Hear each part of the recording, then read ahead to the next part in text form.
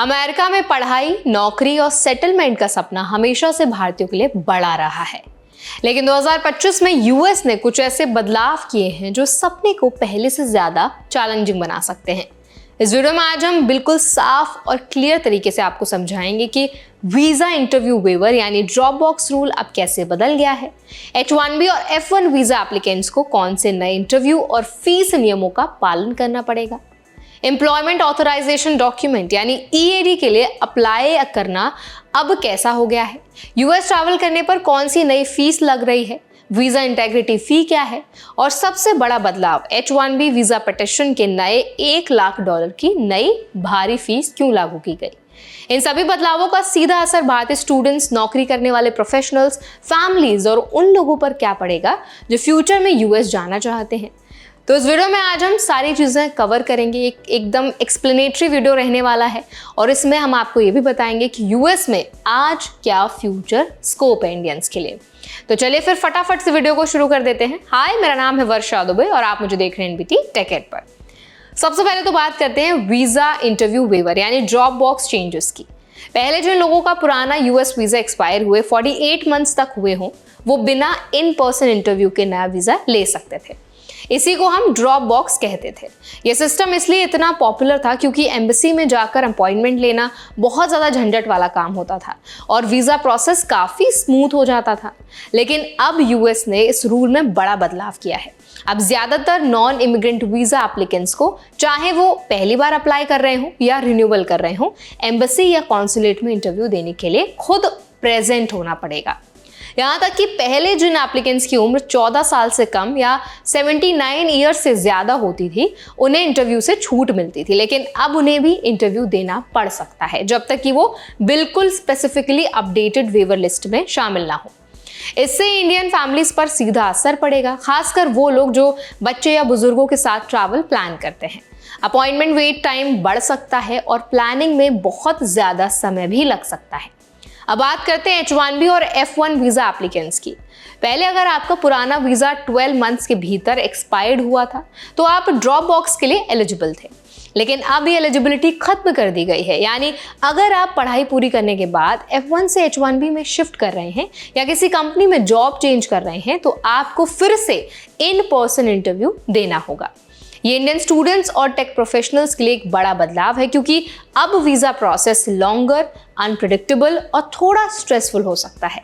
अब बढ़ते हैं इंटरव्यू लोकेशन पॉलिसी की ओर। पहले एप्लीकेंट्स अपनी सुविधा के अनुसार दूसरे देशों में जाकर भी इंटरव्यू शेड्यूल कर लेते थे, जैसे दुबई, सिंगापुर या फिर नेपाल। लेकिन यूएस डिपार्टमेंट ऑफ स्टेट ने फ्लेक्सिबिलिटी काफ़ी कम कर दी है। अब इमिग्रेंट वीजा एप्लीकेंट्स को उसी कॉन्सुलर डिस्ट्रिक्ट में इंटरव्यू देना होगा जहां वे वर्तमान में रह रहे हैं। यानी अगर आप किसी दूसरे देश में स्टे कर रहे हैं और वहीं से यूएस वीजा अप्लाई कर रहे हैं तो आपको वहीं इंटरव्यू देना होगा। इससे अपॉइंटमेंट अवेलेबिलिटी और ट्रैवल अरेंजमेंट दोनों इंपैक्ट होंगे।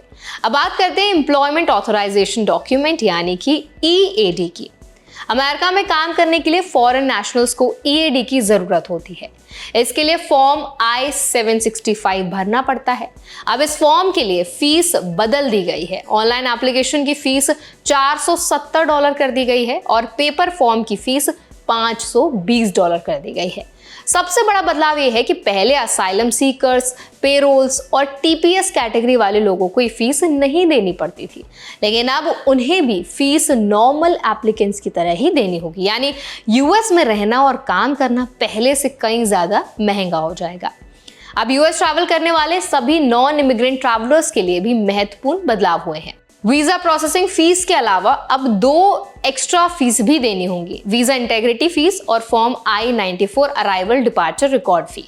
इसके अलावा ESTA ऑथराइजेशन की फीस भी बढ़ गई है और EVUS एनरोलमेंट की भी फीस बढ़ा दी गई है। यानी अब केवल वीजा ही नहीं बल्कि एंट्री और स्टे की पूरी कॉस्ट बढ़ गई है। ये सीधा असर हर ट्रैवलर पर पड़ेगा, चाहे वो टूरिस्ट हो, स्टूडेंट्स हो या फिर प्रोफेशनल्स हो। और सबसे बड़ा और शायद सबसे चर्चा का मुद्दा है H1B visa petition fees. US president Donald Trump द्वारा साइन किए गए नए प्रोक्लेमेशन के अनुसार अब हर एम्प्लॉयर को जो किसी फॉरेन वर्कर को H1B पर हायर करेगा $1 लाख की फीस सरकार को देनी होगी। ये फीस केवल नए H1B वीजास पर लागू होगी, एग्जिस्टिंग वीजा रिन्यूअल्स या ट्रांसफर पर नहीं होगी। और ये फीस ईयरली नहीं है, ये वन टाइम पेटिशन फी है। लेकिन सोचिए, कंपनी किसी इंडियन इंजीनियर को हायर करने से पहले $1 लाख पे करेगी, फिर सैलरी देगी, रिलोकेशन देगी और ट्रेनिंग कॉस्ट भी देगी। यानी कंपनीज अब बहुत ही सिलेक्टिव हायरिंग करेंगी। इसका मतलब क्लियर है, H1B कंपटीशन अब पहले से ज्यादा टफ हो जाएगा। जॉब मार्केट में सिर्फ highly skilled, specialised, unique profiles वाले प्रोफेशनल्स को ही प्रायोरिटी मिलेगी। जिन प्रोफाइल्स में जनरल स्किल्स हैं, उनके लिए अपॉर्चुनिटीज कम हो सकती हैं। अब समझते हैं इंडियन स्टूडेंट्स और इंडियन प्रोफेशनल्स को इस समय क्या माइंडसेट रखना चाहिए और कैसे तैयार रहना चाहिए। सबसे पहले जो स्टूडेंट्स यूएस में पढ़ाई के लिए प्लानिंग कर रहे हैं, उन्हें अपनी एजुकेशन और वीजा कॉस्ट की फाइनेंशियल प्लानिंग रियलिस्टिक तरीके से करनी होगी। ट्यूशन फीस के साथ अब visa fees, interview travel cost, insurance, housing और EAD फीस जैसी चीजें भी बजट में शामिल करनी होंगी। दूसरा, जो लोग यूएस जॉब मार्केट को टारगेट कर रहे हैं, उन्हें सिर्फ डिग्री नहीं बल्कि strong skill set, internships, projects और स्पेशलाइजेशन की तैयारी करनी चाहिए।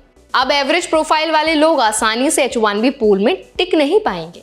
तीसरी बात, जो फैमिलीज बार बार यूएस ट्रैवल करती हैं या डिपेंडेंट वीजास पर हैं, उन्हें paper work, travel history, visa validity और ट्रैवल जो डॉक्यूमेंट्स हैं, एंट्री डॉक्यूमेंट्स हैं, उनको बहुत ध्यान से मेंटेन करना होगा। आखिर में इन सभी बदलावों को समझकर हमें एक्सेप्ट करना होगा कि यूएस इमिग्रेशन सिस्टम अब पहले से कहीं ज्यादा कंट्रोल्ड, स्ट्रक्चर्ड और फाइनेंशियली हैवी हो सकता है।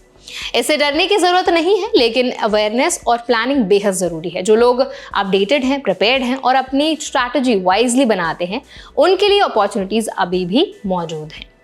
तो आई होप इस वीडियो में आपको समझ आ गया होगा कि 2025 में यूएस में जो सबसे बड़े बदलाव हुए हैं ट्रैवल के पर्सपेक्टिव से या फिर फीस इंक्रीमेंट के पर्सपेक्टिव से, इमिग्रेशन के पर्सपेक्टिव से, और कैसे वो इंडियंस को इम्पैक्ट करने वाले हैं, वो बहुत क्लियरली समझ आ गया होगा।